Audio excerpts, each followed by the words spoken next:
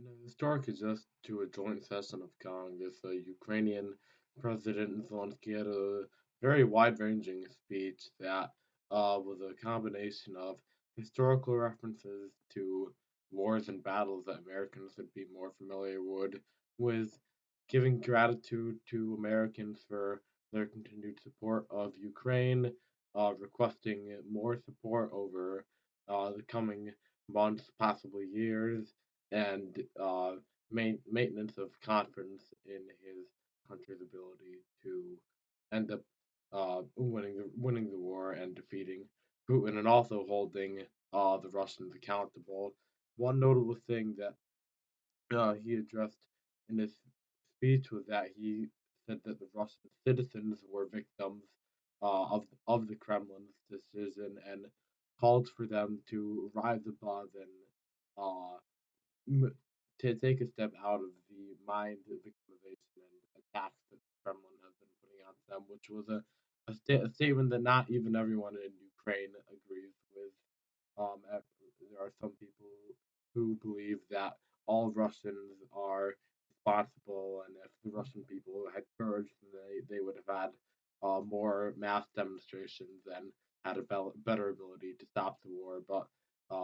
it's significant to see Zelensky including that in his speech. Zelensky referencing the Battle of the Bulge of World War II, um, yeah, as a turning point in the winter months, making the comparison. Obviously, the battle turning to the winter now, making a comparison for the Allies back then, throwing all of their resources and efforts into that battle, and victory being the only option, comparing that to the Ukrainian war efforts right now, and also referencing the Battle of Saratoga from the Revolutionary War, which was the turning point of the war, and also significantly signified that foreign aid came to the United States from other countries. So that was